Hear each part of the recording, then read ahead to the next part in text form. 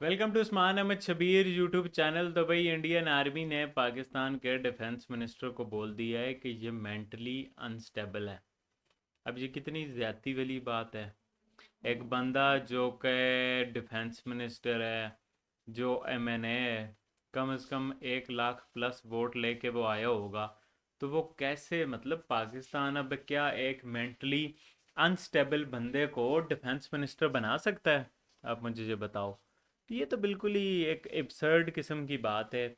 और अच्छा है, मतलब ख्वाजा आसिफ साहब कुछ बोलते हैं, उधर से राजनाथ सिंह जी कुछ बोल लेते हैं, इंडियन आर्मी कुछ बोल लेती है। तो भाई अच्छा है, दोनों की दुकान चल रही है। अगर ख्वाजा आसिफ साहब बात नहीं करेंगे इंडिया के बारे में तो वो क्या करेंगे?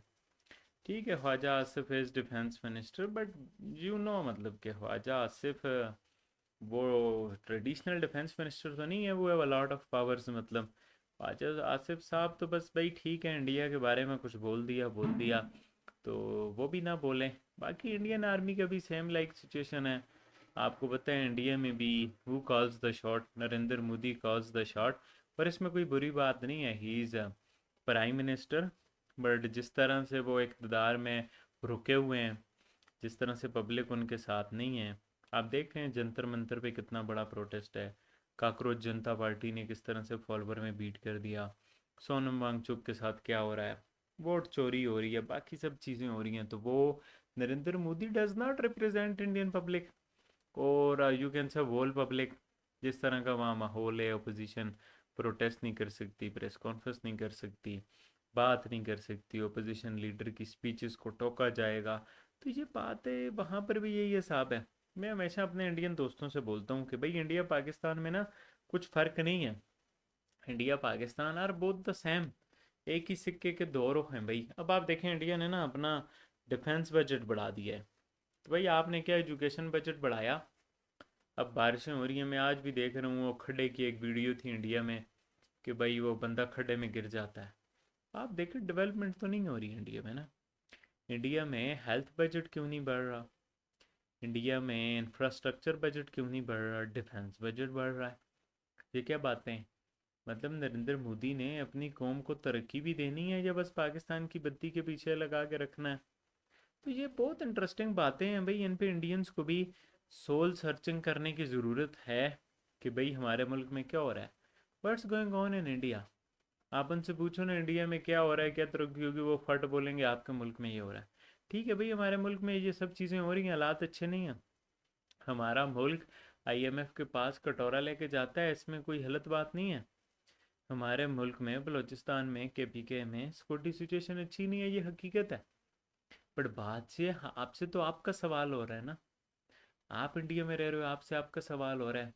पाकिस्तान के हालात पाकिस्तान वाले जाने, इंडिया के हालात इंडिया वाले जाने। ये बड़ी इंटरेस्टिंग बात है भाई। अब कश्मीर के सीएम ने भी वो जो बोला है कि भाई हम अगर बोल देते पाकिस्तान के साथ ताल्लुकात अच्छे करने की, तो हमें ये लोग क्या से क्या बोल देते।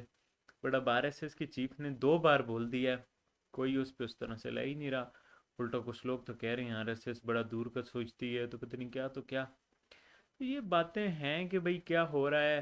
पहले खबरें चली इंटरनेशनल मीडिया में कि भाई ये डील हो रही है, फिर एक दूसरे, मुझे लगता है बैक चैनल डील्स हो रही हैं।